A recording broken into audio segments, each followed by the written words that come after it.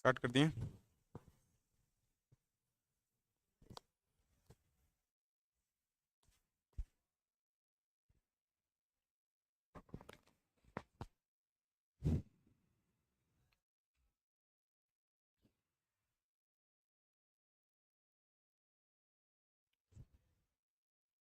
शुरू कर दिए हैं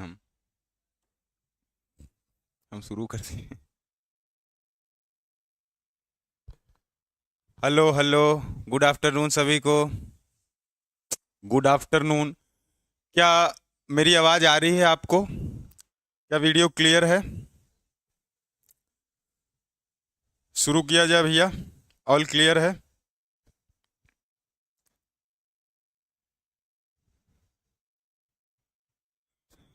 हाँ आ रही।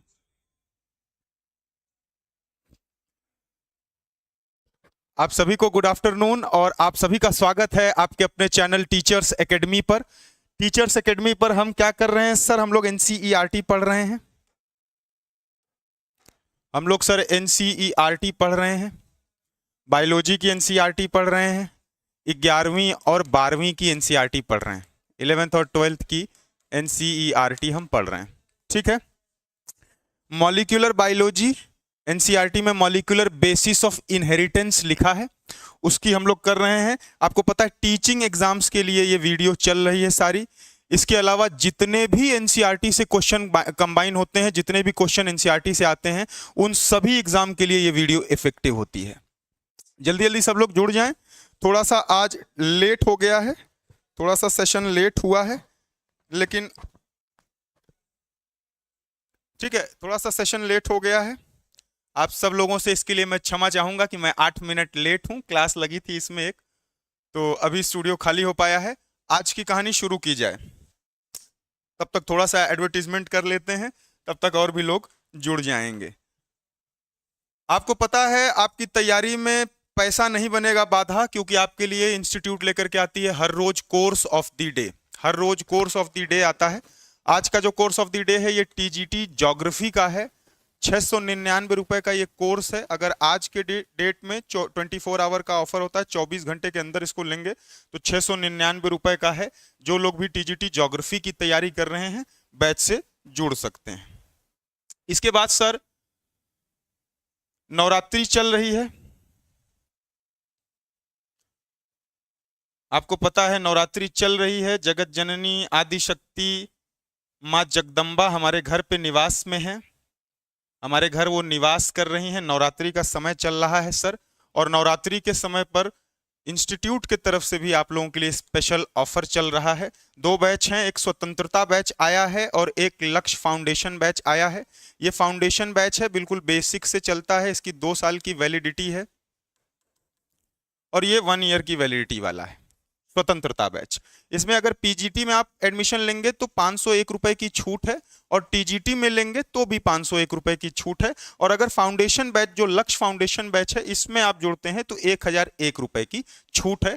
ये नवरात्रि ऑफर है, कुछ दिन और बस रहेगा। 1-2 दिन, आपको पता है सप्तमी है, कल अष्टमी नवमी, तो 2 दिन ऑफर और ये रहेगा। जो लोग भी जुड़ना चाहते हैं आपको बहुत मदद मिलेगी। बायोलॉजी के भी बैचेज हैं इसमें। बायोलॉजी की जो ऑडियंस है, बायोलॉजी के बैचेज हैं। बायोलॉजी में आपको डॉक्टर सुमन सर और डॉक्टर सिन्हा सर, 2 लोग आपको पढ़ाएंगे इस बैच में, आपको मिलेंगे। जो लोग बायोलॉजी की टीजीटी या पीजीटी या लक्ष्य फाउंडेशन बैच बायोलॉजी का लेंगे तो डॉक्टर सुमन सर और डॉक्टर सिन्हा सर आपको मिलेंगे। ठीक है,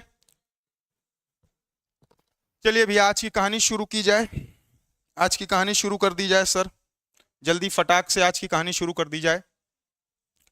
कल मैं आप लोगों को जो बता रहा था, थोड़ा सा मैं रिवीजन करवा देता हूं कि कल की बात अपनी जो बेसिक चल रही थी वो क्या चल रही थी। अपन न्यूक्लिक एसिड पढ़ रहे थे।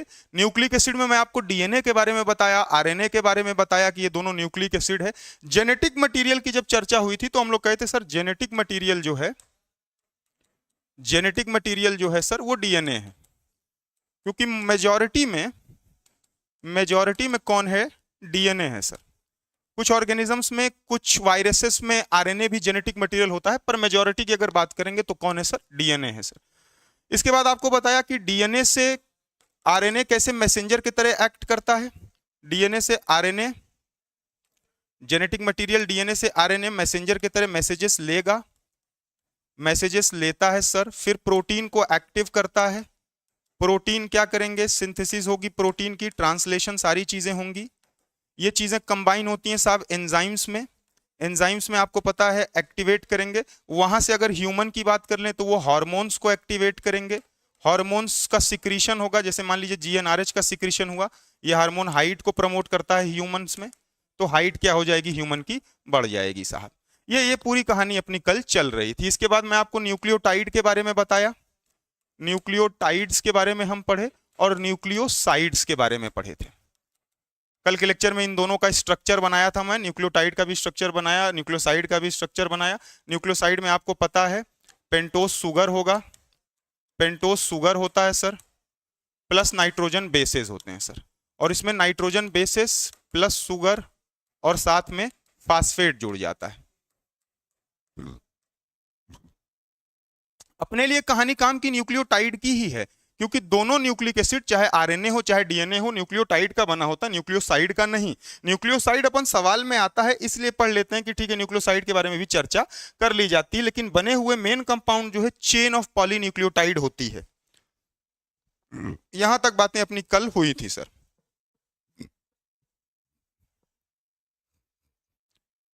कल के लेक्चर में यहां तक की बातें अपनी हो गई थी सर। आखिरी में जाते जाते एक डायग्राम भी आपको बनाया था सर, उसी डायग्राम को थोड़ा सा और अच्छे से बनाता हूं। उसी डायग्राम को चेन ऑफ, क्योंकि आपको पता है न्यूक्लियोटाइड एक तो होगा नहीं कि सिर्फ एक न्यूक्लियोटाइड किसी डीएनए आरएनए में हो, ऐसा तो होगा नहीं, कई सारे न्यूक्लियोटाइड्स होते हैं। इसकी चेन होती है, पॉलीमर है, मोनोमर एक यूनिट, पॉलीमर मेनी यूनिट्स, तो मेनी यूनिट्स न्यूक्लियोटाइड की होती है। हेडिंग डालिए आप लोग, चेन ऑफ न्यूक्लियोटाइड्स, और न्यूक्लियोटाइड्स की चेन को पढ़ते हैं सर। एक डायग्राम मैं आप लोग को बनाता हूं, सबसे पहले साथ साथ में ही बनाते चलिए। एक डायग्राम सर हम लोग बनाएं। ये पेंटोस सुगर बना रहे हैं सर आप, ये सर आप पेंटोस सुगर बना रहे हैं सर, ठीक है। इसके बाद आपको पता है कि पेंटोस सुगर पर यहां होता है CH2OH, यहां होगा H, यहां होता है HOH, HHOH, ठीक है। यही कहानी यहां भी बना देता हूं सर, CH2OH, HOH, HH, यही कहानी यहां भी बना देते हैं सर, CH2OH, HOH, HHOH,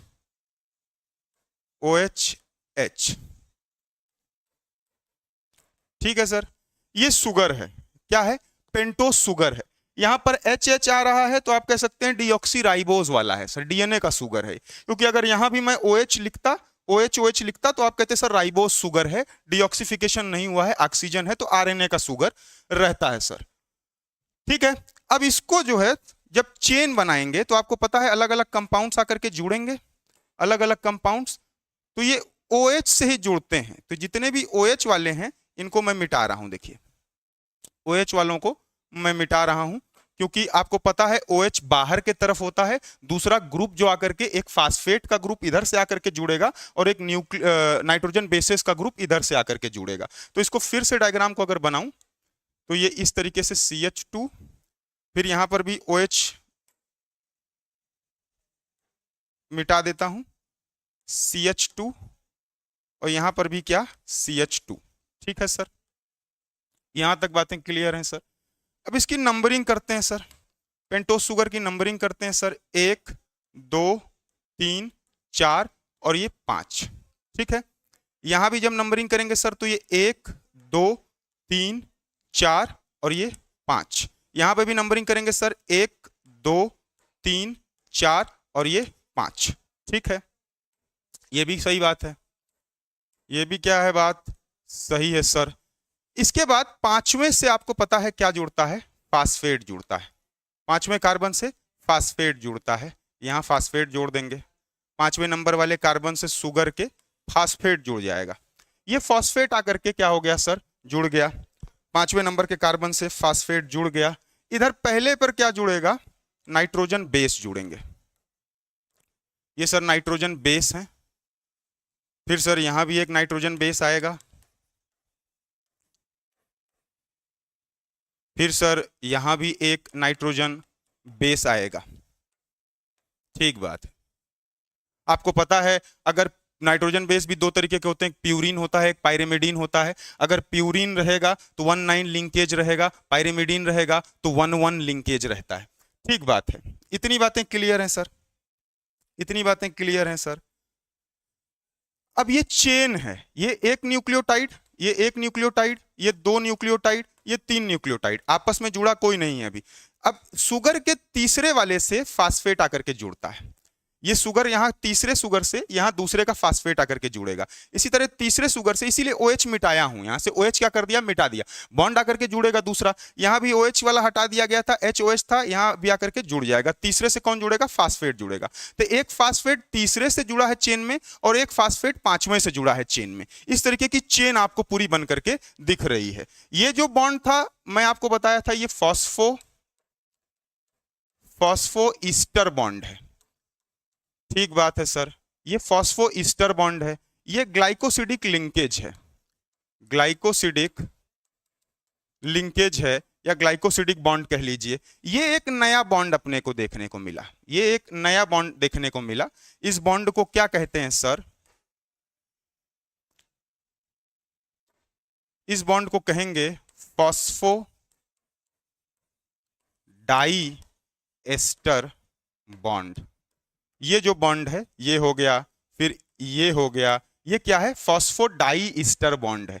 दो ईस्टर बॉन्ड इसमें आ गए, एक ये आ गया, एक ये आ गया, इसीलिए इसको फॉस्फोडाइस्टर बॉन्ड कहते हैं। तो ये वाला जो फास्फेट से आकर के जुड़ा है ये फॉस्फो ईस्टर बॉन्ड है, लेकिन ये बॉन्ड कौन सा है, फॉस्फोडाइस्टर बॉन्ड है। ये बॉन्ड कौन सा है, फॉस्फोडाइस्टर बॉन्ड है। इधर कौन सा, ग्लाइकोसिडिक बॉन्ड है। ये हो गई कल की जो क्लास में आखिरी में जहां न्यूक्लियोटाइड का एक स्ट्रक्चर बनाया था, ये पूरी चेन हो गई। अब क्योंकि आपको पता है न्यूक्लियोटाइड एक नहीं होंगे, कई सारे होंगे, तो ये पूरी चेन है। इस तरीके से चेन आप बना लीजिए, ये चेन में होते हैं। इसी चेन को अपन आगे DNA में भी पढ़ेंगे।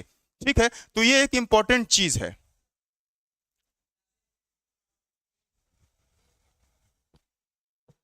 ये क्या है, चेन है। इसमें 3 बॉन्ड आपको दिख रहे हैं। एक फॉस्फोडाइस्टर बॉन्ड आज की क्लास में नया जुड़ा है, बाकी कल की कहानी में बात हुई थी। ये फॉस्फोडाइस्टर लिंकेज जो होगा ये शुगर के तीसरे कार्बन से यहां पर फॉस्फेट के साथ में जुड़ता है। जो फॉस्फोईस्टर है ये 5वें कार्बन से शुगर के फॉस्फेट से आकर के जुड़ता है भैया।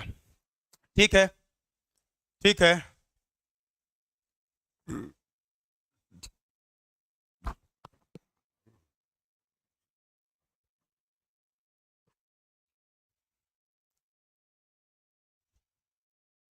यहां तक अपनी बात किसकी हो गई सर, न्यूक्लियोटाइड और न्यूक्लियोसाइड की हो गई। लेकिन इसमें एक चीज और हेडिंग डालिए, नेमिंग,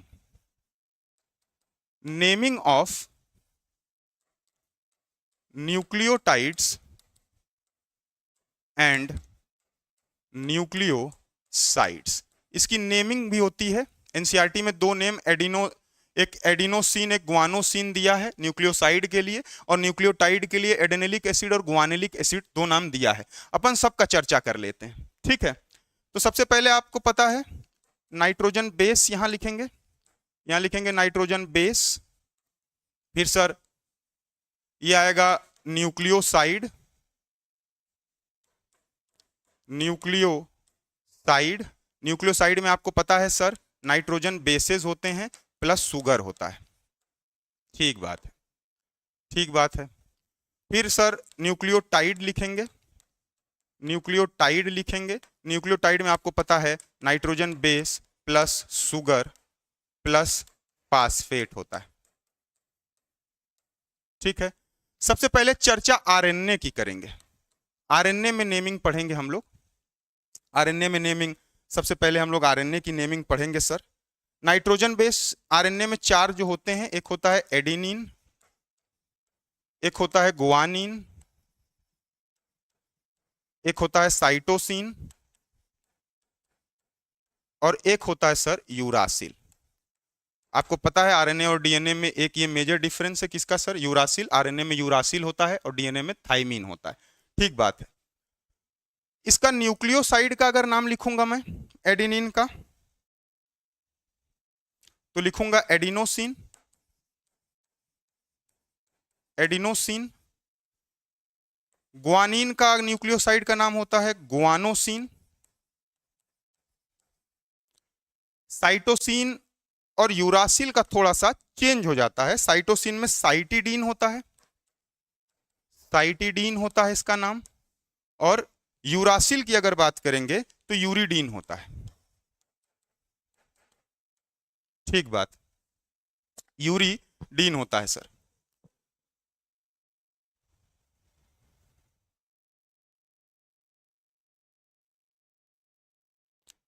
इसके न्यूक्लियोटाइड की अगर बात करेंगे तो ये एडिनिलिक एसिड है,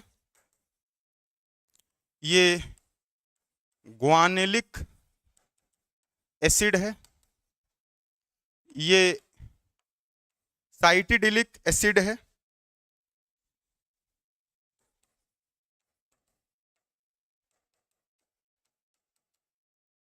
साइटिडिलिक एसिड है, और ये यूरिडिलिक एसिड है। इसी को आप एएमपी भी कह सकते हैं, क्योंकि अभी एक फास्फेट की बात सिर्फ चल रही है, तो एडिनोसिन मोनोफास्फेट भी कह सकते हैं। इसको जीएमपी भी कह सकते हैं, ग्वानिन मोनोफास्फेट। इसको सीएमपी कह सकते हैं, साइटोसिन मोनोफास्फेट। और इसको यूरासिल मोनोफास्फेट यूएमपी भी कह सकते हैं। ठीक है, ठीक है सर जी।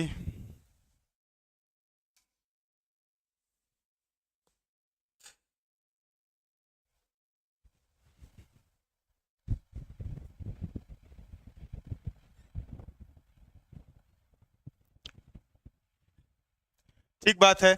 ये किसकी बात कर रहे हैं? आरएनए में नेमिंग की बात कर रहे हैं, न्यूक्लियोटाइड और न्यूक्लियोसाइड के। जो न्यूक्लियोटाइड और न्यूक्लियोसाइड हैं उनकी नेमिंग की बात कर रहे हैं, आरएनए में कर रहे हैं। इसलिए देखो आपकी थाइमिन नहीं दिख रहा है, कहीं कहीं पर भी आपको थाइमिन नहीं दिख रहा होगा। यूरासिल है, आरएनए की बात चल रही है।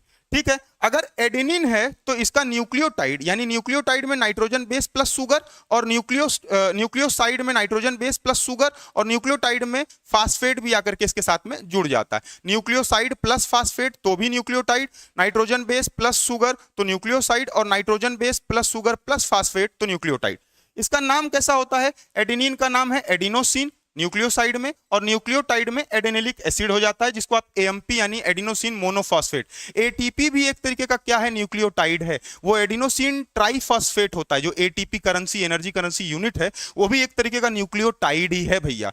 इसके बाद ग्वानिन की अगर बात कर लें तो ये ग्वानोसिन और ये ग्वानिलिक एसिड हो जाता है। साइटोसिन की बात कर लें तो सर ये साइटिडीन और साइटिडिलिक एसिड हो जाता है। और यूरासिल की बात करें तो यूरिडीन और यूरिडिलिक एसिड हो जाता है। ये आरएनए की नेमिंग हो गई सर, आरएनए की सर नेमिंग हो गई। आगे बढ़ा जाए, डीएनए की कर लिया जाए, डीएनए की भी नेमिंग कर ली जाए।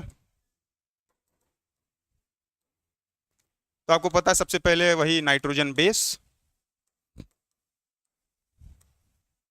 और यहां जो अपन चर्चा कर रहे थे ये राइबोस शुगर के लिए है। यहां पर शुगर जो होगी राइबोस होगी। यहां पर आरएनए में राइबोस पेंटोस शुगर है, डीऑक्सी राइबोस डीएनए में आती है। इस चीज का भी ध्यान रखेंगे। नाइट्रोजन बेस, उसके बाद फिर न्यूक्लियोटाइड, न्यूक्लियोसाइड। न्यूक्लियोसाइड की बात करूंगा तो sir nitrogen bases plus sugar. इसके बाद सर न्यूक्लियोटाइड की बात अगर करूं, न्यूक्लियोटाइड्स की अगर बात मैं करूं तो मैं कह सकता हूं sir nitrogen base plus sugar plus phosphate. ठीक बात है। यहां कौन कौन से नाइट्रोजन बेस आते हैं? एक एडेनिन आ जाएगा, एक गुआनिन आ जाएगा, एक साइटोसिन रहेगा, और यूरासिल के जगह पर यहां पर थाइमीन रहेगा। ठीक है सर।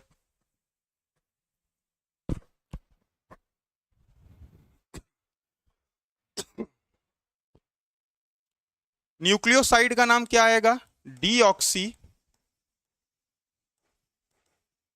एडिनोसिन।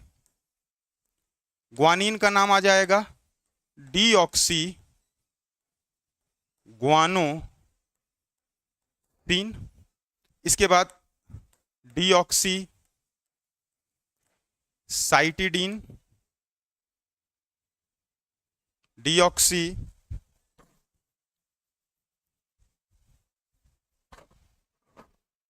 साइटिडीन।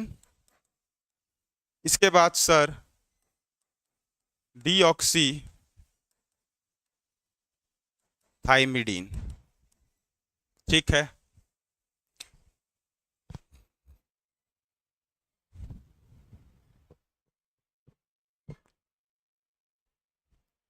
और न्यूक्लियोटाइड के नाम की बात करेंगे तो डीऑक्सी लग जाएगा।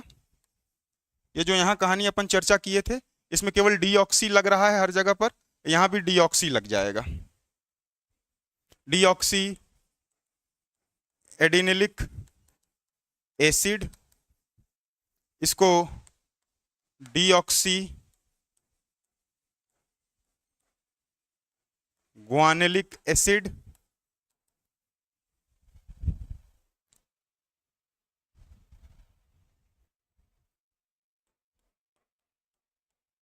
ये डीऑक्सी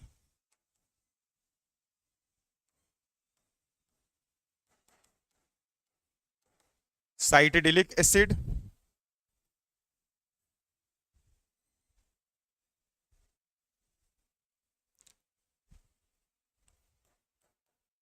और ये डीऑक्सी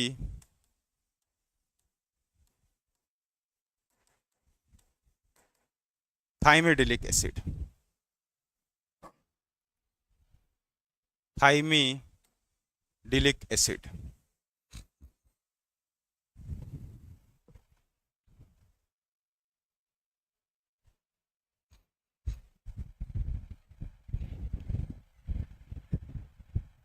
ठीक है,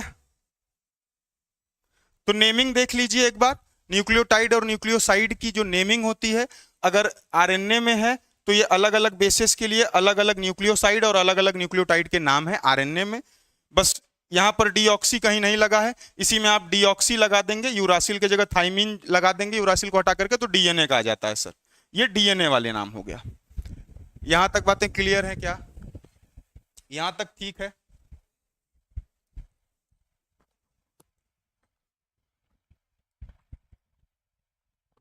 आपकी एनसीईआरटी 2 की चर्चा करती है, मैंने सभी की चर्चा कर दी। एनसीईआरटी 2 की चर्चा करती है, मैं सबको बता दिया। ठीक है, आगे बढ़ा जाए। अब आप लोग हेडिंग डालिए DNA.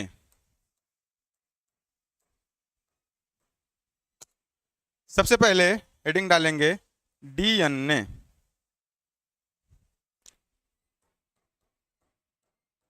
Deoxy ribo nucleic acid.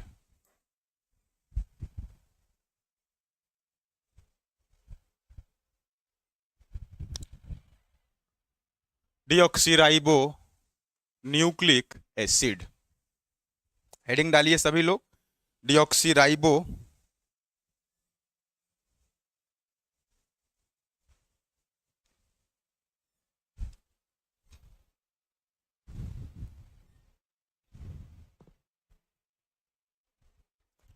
इसमें पहला पॉइंट लिखेंगे DNA as a acidic material. DNA as a acidic material और substance found in nucleus was first identified by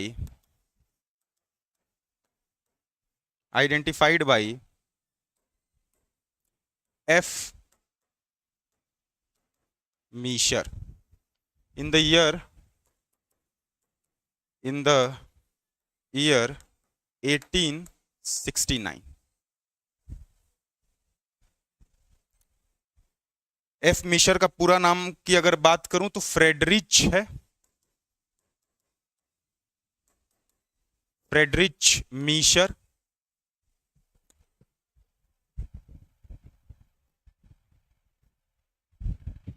Friedrich मीशर। इसके बाद एक पॉइंट और लिखिए, term DNA, term DNA was given by, term DNA was given by Zacharias, Zacharias. Term DNA कौन दिया था? जकारिस।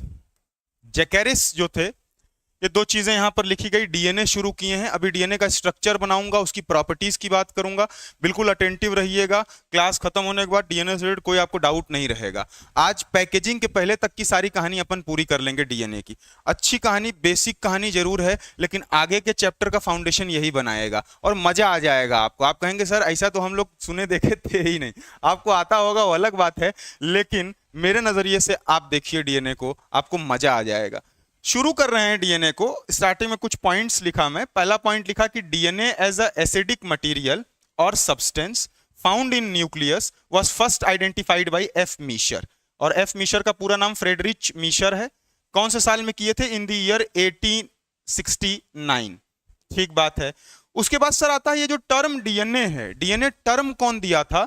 तो term DNA was given by Zacharias. Term DNA was given by जैकेरिस।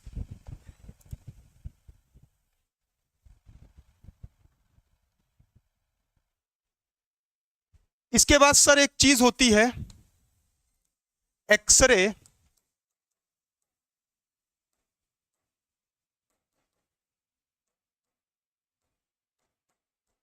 Crystallography. X ray crystallography.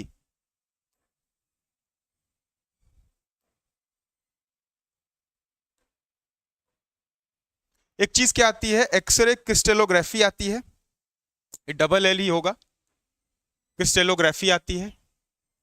X ray crystallography की मदद से दो scientist आए, एक Wilkins and Franklin. Wilkin and Franklin.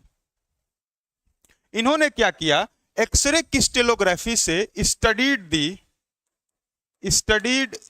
The double helical model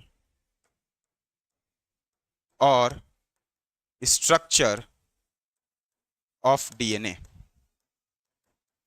x ray crystallography technique एक है। क्या है सर? एक्सरे क्रिस्टेलोग्राफी एक टेक्निक है जिसकी मदद से, अगर यहां अभी डबल हेलिक्स ना लिखूं, सिर्फ डीएनए का मॉडल लिखूं, क्योंकि आगे उसकी चर्चा मैं करूंगा, तो विल्किन और फ्रैंकलिन दोनों साइंटिस्ट ने क्या किया? स्टडीड द मॉडल और structure of DNA with the help of this technique. ठीक है, with the help of this technique. अब इनकी जो एक्सरे क्रिस्टेलोग्राफी के रिजल्ट्स थे, इस रिजल्ट्स को फाउंडेशन बना करके, आधार बना करके, बेस बना करके वॉटसन और क्रिक ने 1953 में डबल हेलिकल मॉडल दिया, डबल हेलिक्स मॉडल दिया। किसका? डीएनए का। इसी को फाउंडेशन या बेस बना करके, इसी एक्सरे क्रिस्टेलोग्राफी को बेस बना करके वाटसन और क्रिक, दो साइंटिस्ट, वाटसन और क्रिक ने क्या किया? डबल हेलिक्स मॉडल दिया। किसका? डीएनए का। तो यहां एक पॉइंट लिखें, एक पॉइंट लिखें,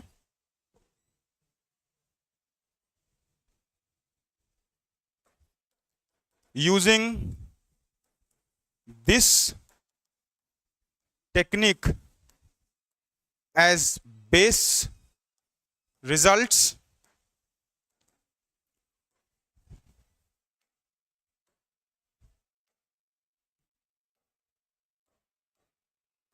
वाटसन एंड क्रिक, दो scientist,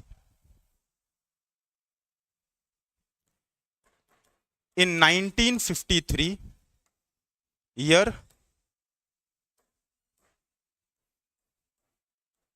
given the double helix model of DNA.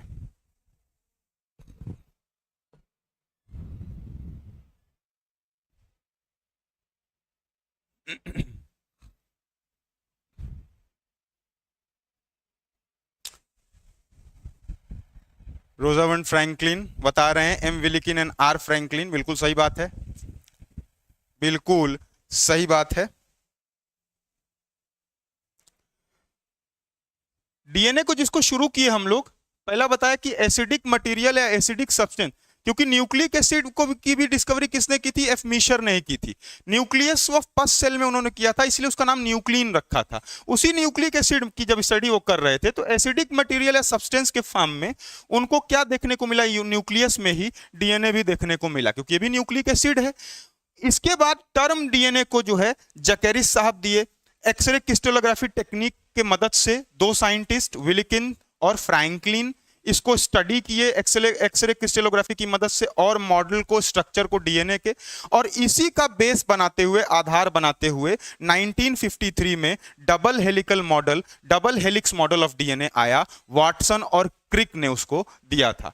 इस मॉडल को ही हम स्टडी करते हैं। ये जो वाटसन और क्रिक ने मॉडल जो डबल हेलिक्स का दिया, ये बी डीएनए है। दो तरीके के डीएनए होते हैं, एक क्लॉकवाइज ट्विस्टिंग वाला होता है, एक एंटी क्लॉकवाइज ट्विस्टिंग वाला होता है। जो क्लॉकवाइज ट्विस्टिंग वाला होता है उसको राइट हैंडेड डीएनए कहते हैं, उसी को बी डीएनए भी कहते हैं। और उसी बी डीएनए की स्टडी किसने की थी? इन लोगों ने की थी। उसी बी डीएनए को वाटसन और क्रिक लेकर के आए थे। एक एंटी क्लॉकवाइज या लेफ्ट हैंडेड डीएनए भी होता है जिसकी ट्विस्टिंग एंटी क्लॉकवाइज आती है, उसमें जेड डीएनए आता है, उसका एग्जांपल उसकी बात अपन कर लेंगे। काम का अपने बी डीएनए है, राइट हैंडेड डीएनए है। राइट हैंडेड क्लॉकवाइज का मतलब आपको पता है घड़ी किस तरीके से चलती है? घड़ी इस तरीके से चलती है। ये क्या है? क्लॉकवाइज है। घड़ी इस तरीके से चलती है, पहले 1 बजेगा, 2 बजेगा, 3 बजेगा, फिर जाकर के 12 बज जाएगा। ये क्या है? राइट हैंडेड भी है। राइट हैंडेड इसी तरीके से डीएनए क्या होता है? हेलिक्स में मुड़ा हुआ होता है। ऐसे ही डीएनए आपको क्या दिखेगा? हेलिक्स में राइट हैंडेड ही मुड़ा हुआ दिखेगा। ये कौन सा डीएनए है वाटसन एंड क्रिक का? इनका बी डीएनए है सर, बी डीएनए है। इसी बी डीएनए को अपन राइट हैंडेड डीएनए भी कहते हैं। कौन सा डीएनए कहते हैं? राइट हैंडेड डीएनए भी कहते हैं। आगे करेंगे चर्चा, आगे चर्चा करेंगे, ठीक है। मॉरिस विलिकिन एंड रोजालिंड फ्रैंकलिन पूरा नाम, ठीक है, और वाटसन एंड क्रिक। इस स्टडी के वजह से ही ये जो डबल हेलिक्स मॉडल दिया वाटसन एंड क्रिक ने, इसके वजह से ही इनको नोबेल प्राइज मिलता है। किसको किसको? वाटसन को, Watson, Crick and Wilkins, Watson, Crick and Wilkins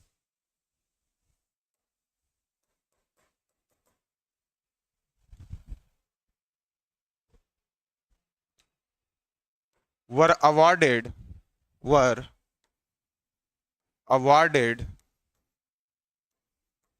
with Nobel Prize in 1962 for this work, ठीक है। इसी काम के लिए इन लोगों को, 3 लोगों को नोबेल प्राइज दिया गया। अपने मन में सवाल आता है, सर फ्रैंकलिन को क्यों नहीं दिया गया? फ्रैंकलिन जी को क्यों नहीं दिया गया? ये अपने मन में सवाल आता है कि फ्रैंकलिन को क्यों नहीं मिला सर नोबेल प्राइज? 3 ही लोग क्यों पाए? वाटसन, क्रिक, फ्रैंकलिन ही क्यों पाए? जबकि यहां पर एक साइंटिस्ट और थी फ्रैंकलिन, यहां पर एक साइंटिस्ट और थी फ्रैंकलिन, इनको क्यों नहीं मिला सर? 3 ही लोगों को मिला 1962 में जाकर के। तो नोबेल प्राइज आपको पता है नोबेल प्राइज मरणोपरांत नहीं दिया जाता, यानी कि पॉस्थमस नहीं दिया जाता। अगर किसी की डेथ हो गई प्राइज मिलने के पहले तो उसको नहीं मिलेगा। यही कारण था कि महात्मा गांधी को नोबेल पीस प्राइज नहीं मिला था। जब तक नोबेल की प्राइज मिलना शुरू हुआ उसके पहले ही गांधी जी की डेथ हो गई थी, तो गांधी जी को नोबेल प्राइज नहीं मिला है। ठीक है, ऐसे फ्रैंकलिन जी की भी क्या हो गई थी, डेथ हो गई थी। तो यही 3 लोग केवल नोबेल प्राइज पाए थे। अगर फ्रैंकलिन जी जीवित रहती तो वो भी नोबेल प्राइज पाती। ठीक है, तो वो भी नोबेल प्राइज पाती।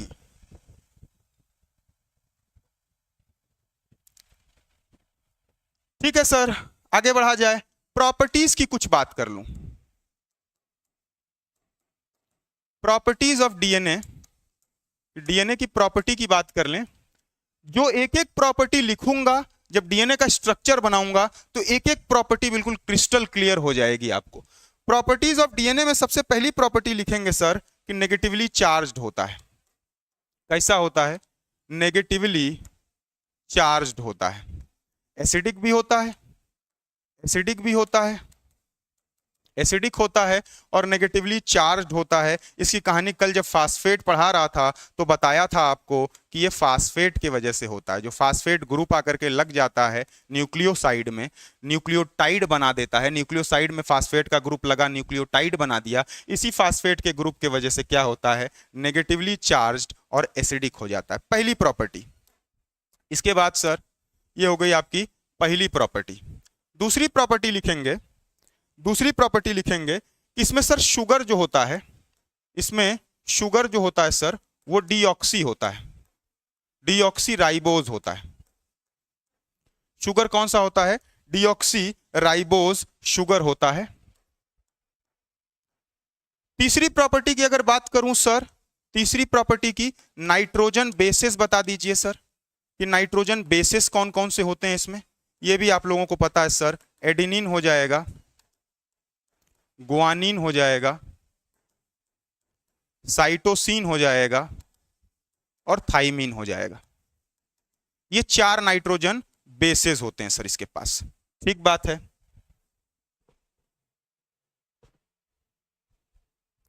जो डीएनए की लेंथ होती है, length of DNA, length of DNA ये किस पर डिपेंड करेगी sir? Is usually defined as, is usually defined as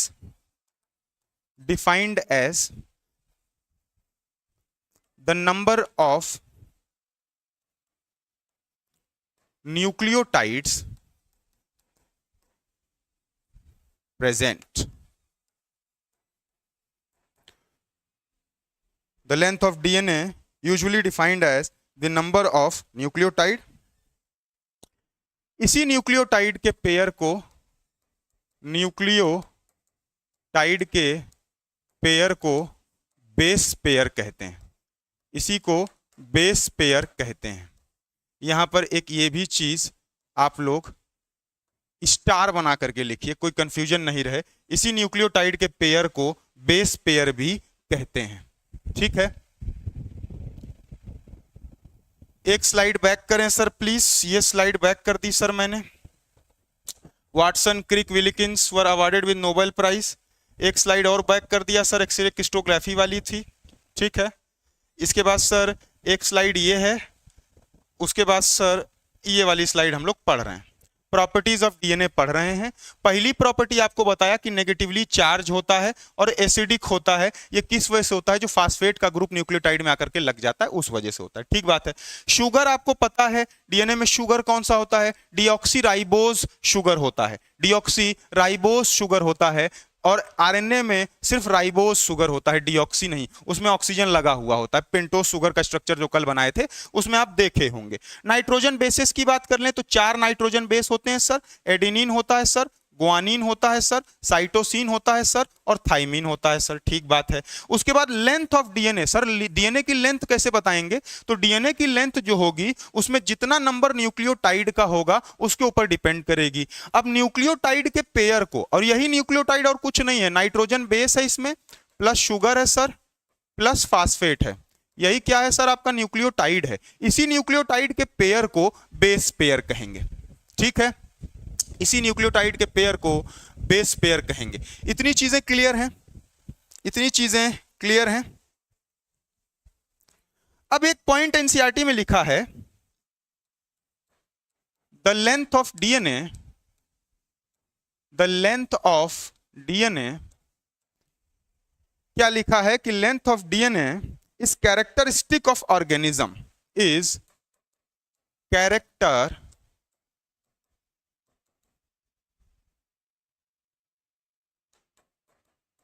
characteristic of organism.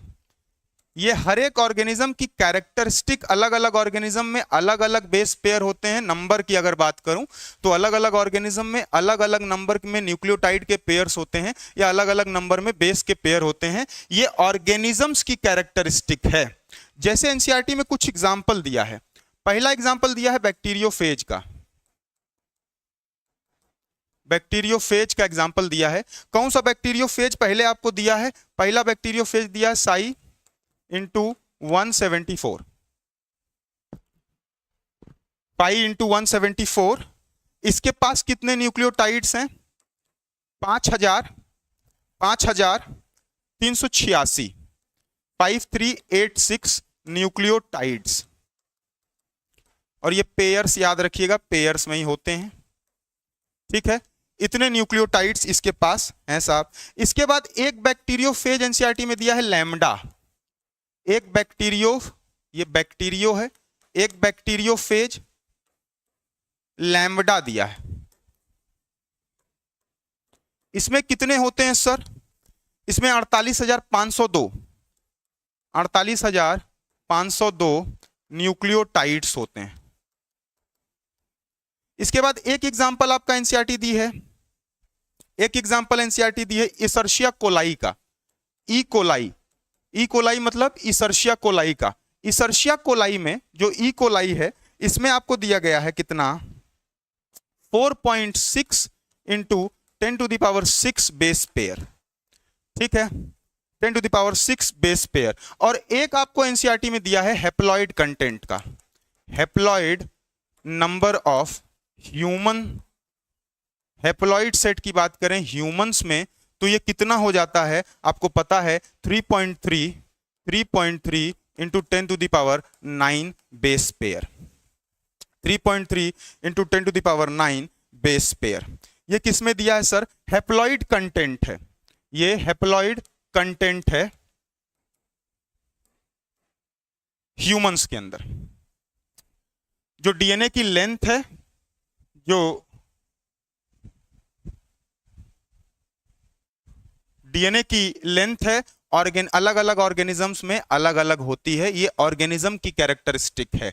Organism अलग है, उसमें अलग नंबर के न्यूक्लियोटाइड्स होंगे, अलग नंबर के बेस पेयर होंगे। कैरेक्टरिस्टिक किसका है? ऑर्गेनिज्म का है। 4 एग्जांपल एनसीईआरटी आपको देती है। पहला बैक्टीरियोफेज साई इंटू 174 का देती है, इसका कितना है? 5383 न्यूक्लियोटाइड पेयर्स। एक लैम्बडा बैक्टीरियोफेज देती है, लैम्बडा बैक्टीरियोफेज में 48,502 न्यूक्लियोटाइड्स होते हैं।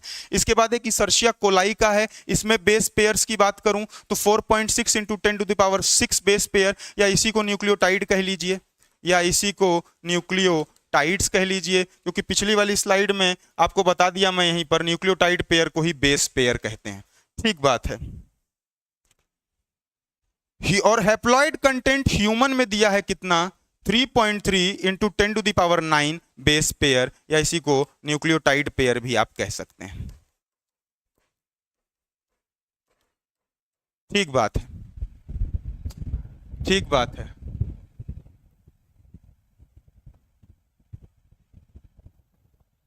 ठीक बात है क्या? यहां तक बात सबको समझ में आ गई? यहां तक की कहानी अच्छी लग रही है क्या? बताइए, यहां तक की कहानी ठीक है क्या? इससे सवाल पूछ ले तो परेशान नहीं होना है सर हम लोगों को। यहां तक की कहानी ठीक है क्या? बताइए, कमेंट सेक्शन में बताइए। बिल्कुल बेसिक इंफॉर्मेशन चल रही है, अभी मजा वाली कहानी शुरू नहीं हुई, बिल्कुल बेसिक चल रही है।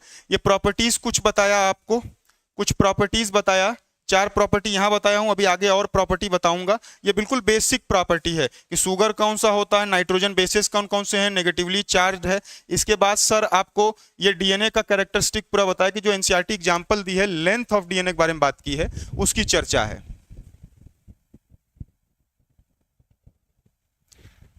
5386 पेयर है आशीष जी। बैक्टीरियोफेज में जो 1/174 वाला है, ये वाला है, इसमें 5386 न्यूक्लियोटाइड्स पेयर्स, या इसी को मैं बेस पेयर्स कह सकता हूं। आपको पिछली वाली स्लाइड में एक मैं बात बता दिया, कोई भ्रम नहीं रखना है, न्यूक्लियोटाइड पेयर को ही बेस पेयर कहते हैं। इसमें कोई भ्रम नहीं रखना है, न्यूक्लियोटाइड पेयर को ही बेस पेयर कहते हैं। ठीक है, ठीक है आशीष जी, ठीक है। किसी तरीके का कोई भ्रम मत रखिएगा भैया, कोई भ्रम मत रखिएगा।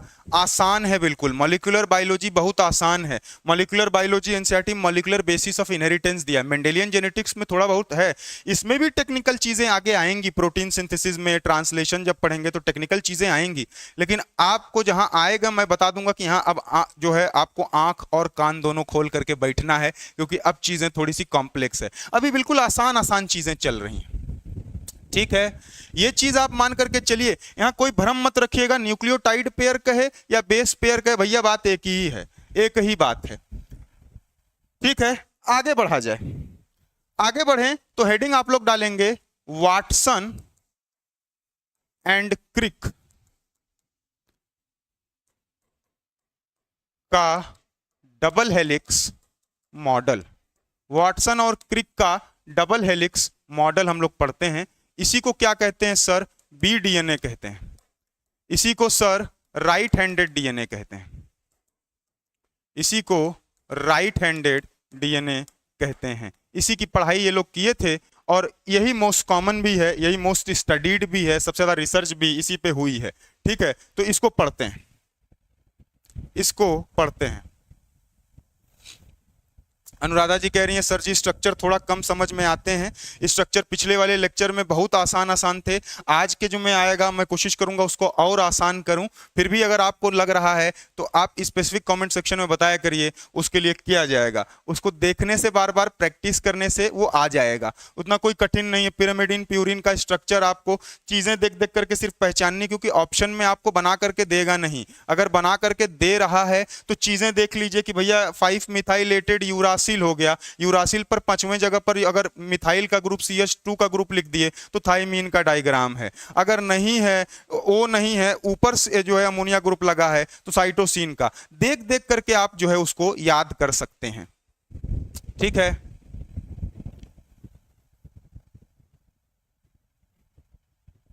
इसकी पहले प्रॉपर्टीज लिख लीजिए। पहले हम लोग प्रॉपर्टीज लिख लें, फिर मैं एक एक प्रॉपर्टी को डीएनए का स्ट्रक्चर बना करके आपको समझाऊंगा। पहले प्रॉपर्टी मेरे साथ में लिखते हुए चलिए। पहली प्रॉपर्टी लिखिए, मेड अप ऑफ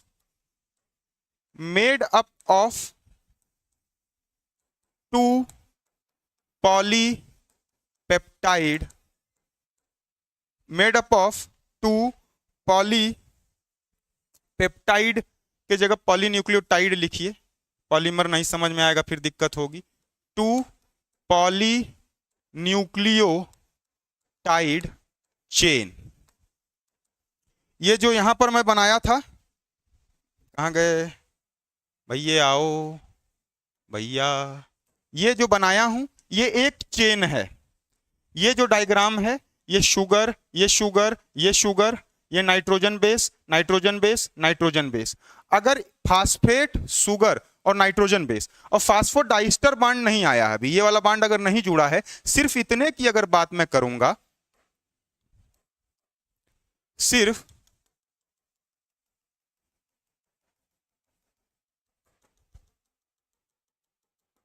इतने स्ट्रक्चर की बात करूंगा तो ये एक न्यूक्लियोटाइड है, ये एक न्यूक्लियोटाइड है सर। इसमें और न्यूक्लियोटाइड को जोड़ा गया, फास्फेट तीसरे से आके जुड़ गया फास्फोडाइस्टर से, यहां भी जुड़ गया, अलग अलग करके इस तरीके से जुड़ते जुड़ते जुड़ते जुड़ते चले जाएंगे। एक चीज याद रखिएगा, अगर यहां OH है, H और OH आखिरी में है, तो सर आपको कहना है कि अब इसके नीचे नहीं जुड़ेगा। अगर आपको OH यहां दिख गया तो अब इसके नीचे ग्रुप नहीं जुड़ेगा, क्योंकि जुड़ेगा तो ऑक्सीजन चला जाएगा, उसी के जगह पे फास्फेट जुड़ता है। ठीक है, तो यहां पर OH का ध्यान रखिएगा। ये OH का ध्यान अभी इसलिए कह रहा हूं रखने को, क्योंकि आगे DNA का स्ट्रक्चर बनाऊंगा तो 5-3- बताऊंगा, उसमें किसी तरीके की कंफ्यूजन नहीं रहेगी। बस यही याद रखिएगा कि OH अगर है तो इसके नीचे नहीं जुड़ेगा, OH नहीं है तो इसके नीचे चलता चला जाएगा। इतना हिस्सा एक न्यूक्लियोटाइड है, और ये जो हिस्से हैं ये क्या है, चेन ऑफ न्यूक्लियोटाइड है। ठीक है सर, वापिस से आए, क्या लिखा है, made up of 2 polynucleotide. Poly माने मेनी न्यूक्लियोटाइड चेन। जो एक न्यूक्लियोटाइड की चेन होती है उसमें मेनी न्यूक्लियोटाइड होते हैं, एक होते नहीं है। और वैसे ही 2 न्यूक्लियोटाइड की चेन मिलकर के, 2 पॉलीन्यूक्लियोटाइड की चेन मिलकर के क्या बनेगा, DNA बनेगा। ये मॉडल जो इनका है। दूसरा पॉइंट, दूसरी प्रॉपर्टी इसमें लिखते हैं, इसमें दूसरी प्रॉपर्टी लिखते हैं कि सर डबल स्ट्रैंडेड होता है। डबल स्ट्रैंडेड होता है, थ्रेड लाइक होता है, थ्रेड लाइक धागे के तरह बिल्कुल होता है। जैसा धागा होता है, सुई धागा वाला धागा, वैसे धागे के तरह थ्रेड लाइक डबल स्ट्रैंडेड होता है। तीसरी प्रॉपर्टी इनके में क्या है कि सर 2 स्ट्रैंड्स जो DNA की होती है वो आपस में एंटी पैरेलल होती है। पैरेलल का आपको मतलब पता है, पैरेलल जैसे ये चीज है, ये चीज है, ये क्या है, पैरेलल है। ये कभी कहीं जाकर के नहीं मिलेगी, कितना भी दूर इसको मैं खींच करके लेकर के चला जाऊंगा इन 2 लाइन को, नहीं मिलेगी। लेकिन DNA आपको पता है इस तरीके का होता है, DNA आपको पता है इस तरीके का होता है। ये मिल रहे हैं आकर के एक दूसरे से, तो ये क्या होते हैं, एंटी पैरेलल होते हैं। एक प्रॉपर्टी इसकी एंटी पैरेलल है सर।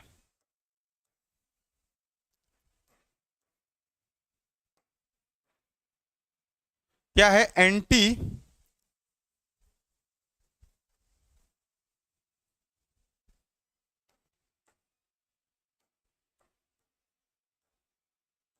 पैरेलल है सर। चौथी प्रॉपर्टी सर हाइड्रोजन बॉन्ड्स। एक चीज आ गई sir, hydrogen bonds.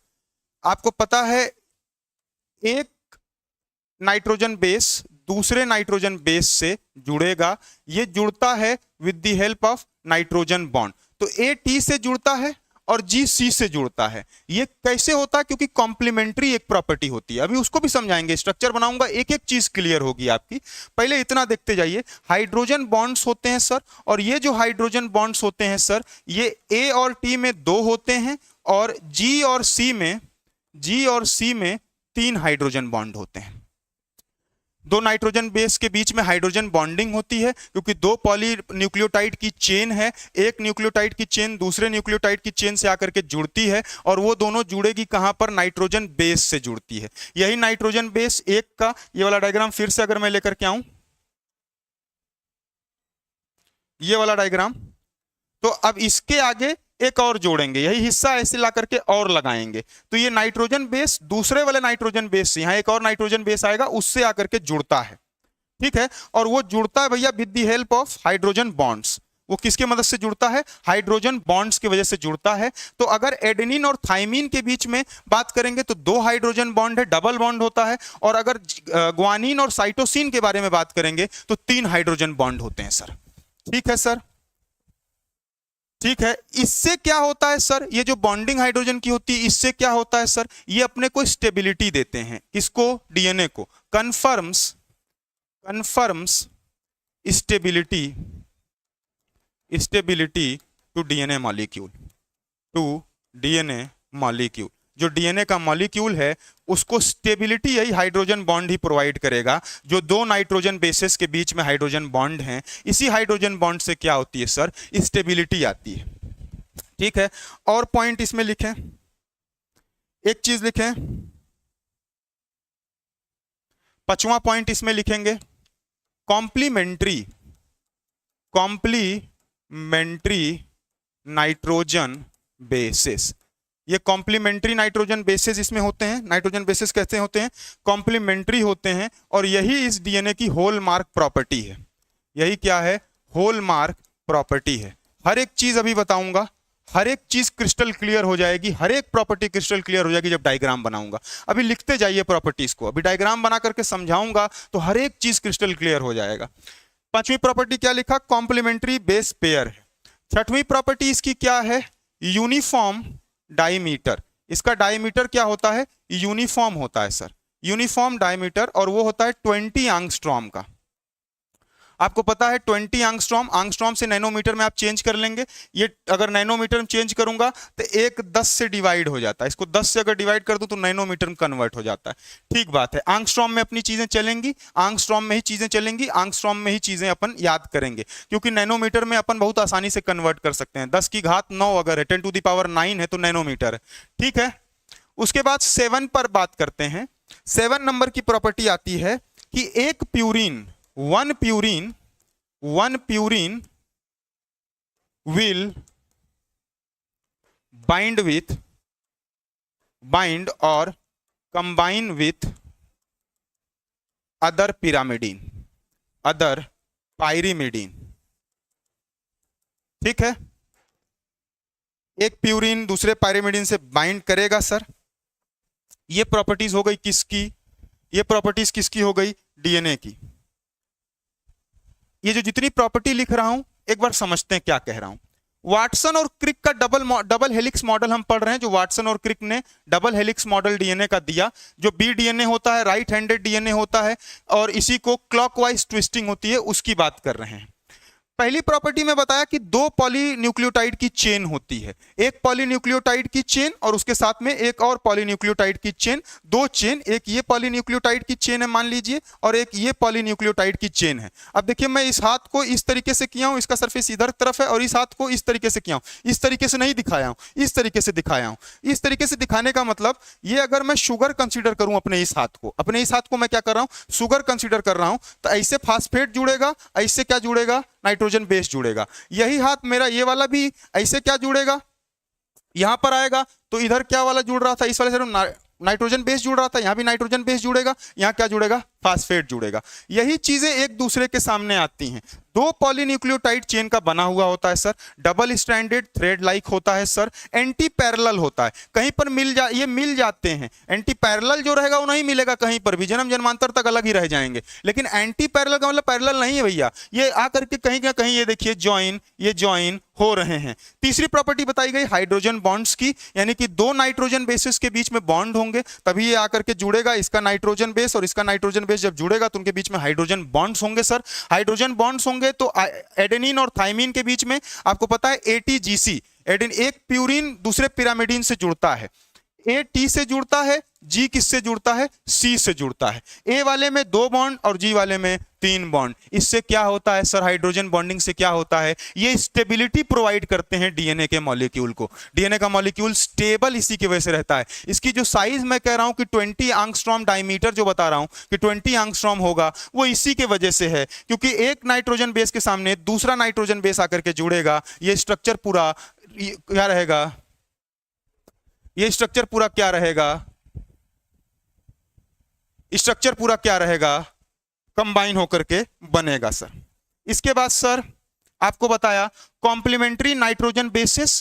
Complementary nitrogen bases का मतलब, एक अगर प्यूरिन है तो उसके सामने वाला पायरिमिडीन होगा, एक प्यूरिन है तो सामने वाला पायरिमिडीन होगा। एक प्यूरिन का कभी प्यूरिन के साथ जुड़ाव नहीं होगा, प्यूरिन हमेशा पायरिमिडीन से जुड़ेगा, ए टी से जुड़ेगा, जी सी से जुड़ेगा। क्या बोल रहे हैं सर, क्या बोल रहे हैं, आ रहा है क्या, ए एडेनिन और गुआनिन प्यूरिन हैं, साइटोसिन थाइमिन पिरिमिडीन्स हैं। एक प्यूरिन दूसरे पायरिमिडीन से जुड़ेगा। और एक प्रॉपर्टी इसमें क्या लिखी गई, यूनिफॉर्म डायमीटर का, यह है 20 एंगस्ट्रॉम। इसका डायमीटर इसी वजह से यूनिफॉर्म रहता है, 20 एंगस्ट्रॉम। ठीक है, थोड़ी सी चीजें और लिख लीजिए, थोड़ी सी चीजें और लिख लीजिए। किसके बारे में, एक जेड डीएनए जो मैं बताया होता है और एक बी डीएनए होता है। ये जो बी डीएनए होता है ये राइट हैंडेड है, राइट हैंडेड। ये कौन सा है, लेफ्ट हैंडेड डीएनए, ये लेफ्ट हैंडेड डीएनए है। इसके बाद यहां पर क्लॉकवाइज ट्विस्टिंग होती है, क्लॉकवाइज ट्विस्टिंग होती है, यहां पर एंटी क्लॉकवाइज ट्विस्टिंग होती है। एंटी क्लॉकवाइज ट्विस्टिंग होती है। इसके बाद सर इसमें अगर मैं बात करूं तो हेलिक्स की लेंथ की अगर बात करूं तो हेलिक्स की लेंथ की अगर बात करूं तो होती है सर 34 एंगस्ट्रॉम। और इसमें अगर हेलिक्स के लेंथ की बात करूं तो ये होती है सर 45.6 एंगस्ट्रॉम। ठीक है, 45.6 एंगस्ट्रॉम। जेड डीएनए को जिग जैग भी कहते हैं, इसको जिग जैग डीएनए भी कहते हैं। और क्यों जिग जैग कहते हैं? जो शुगर फॉस्फेट बैकबोन है वो जिग जैग है, इसीलिए इसको जिग जैग डीएनए भी कहते हैं, जिग जैग डीएनए भी कहते हैं। ठीक है, ठीक है, यहां तक बातें क्लियर हैं क्या?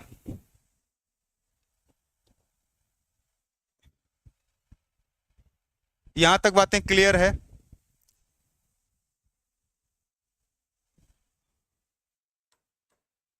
अब हम बनाएंगे मॉडल डीएनए का, मॉडल या इसी को मैं बोलूं स्ट्रक्चर डीएनए का।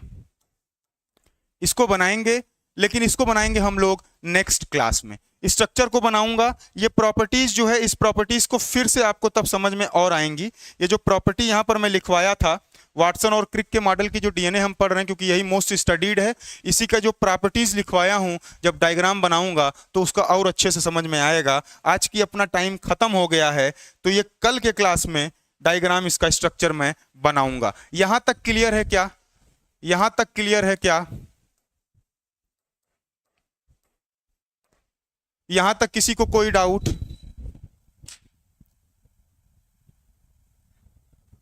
यहां तक किसी को कोई डाउट?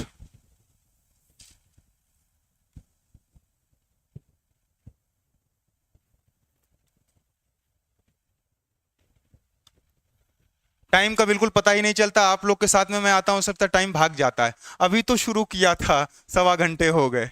ठीक है, अभी तो शुरू किया था, 1.25 घंटे कैसे निकल गए पता नहीं चला। तो बहुत ही इंटरेस्टिंग है, बहुत मजा आएगा। अभी तो प्रॉपर्टी लिख लीजिए, प्रॉपर्टी बाइट करके एक दिन रिवाइज कर लीजिए, थोड़ा अपना भी दिमाग दौड़ा लीजिए कि सर को कल कमेंट सेक्शन में थोड़ा परेशान किया जाएगा, और उसके बाद में इसका स्ट्रक्चर को एकदम समझ में आ जाएगा। ठीक है, यहां तक सबका क्लियर है? यहां तक सबका क्लियर है? एकदम क्लियर रहेगा, एकदम क्रिस्टल क्लियर आपका सब चीज चलेगी। कुछ डाउट आ सकते हैं आपके मन में कि सर ये नहीं ये होगा, ऐसे नहीं वैसे होगा, तो आप समझ लीजिए सारा कुछ एक ही दिन में नहीं पढ़ सकते। धीरे धीरे जैसे चैप्टर खत्म हो जाएगा, मुझे नहीं लगता आपका कोई डाउट बचेगा, सारे डाउट आपके क्या हो जाएंगे? क्लियर हो जाएंगे। कल के लेक्चर में मिलेंगे तो इसका स्ट्रक्चर बनाऊंगा, जो ये एक चेन बना करके लाया था आज, जो आपको ये एक चेन में बनाया था, ये ऐसी ही एक और चेन बनाएंगे और दोनों को समझेंगे कि चीजें चल क्या रही हैं, कैसे चल रही हैं। ठीक है, तो आज के लिए इतना ही रखते हैं, कल के लेक्चर में मिलते हैं। सभी लोग, आज थोड़ा लेट हो गया था, 2 बजे तक क्लास शुरू हो जाती है क्योंकि क्लासें लगी रहती हैं। आप लोग अगर जाते हैं, जुड़ जाते हैं, थोड़ा बहुत बतिया लिया करिए कमेंट सेक्शन में। 2:05 तक मैं शुरू कर देता हूं। तब तक के लिए अपना ध्यान रखिए, खुश रहिए, मुस्कुराते रहिए। All the very best. Video अच्छा लगे तो वीडियो को लाइक कर दिया करिए, कमेंट सेक्शन में आकर के बता दिया करिए। बहुत हेल्पफुल सीरीज चल रही है। कमेंट सेक्शन में कोई डाउट रहा करे तो मुझे जरूर इन्फॉर्म किया करिए, आपके कमेंट्स को मैं देखता हूं।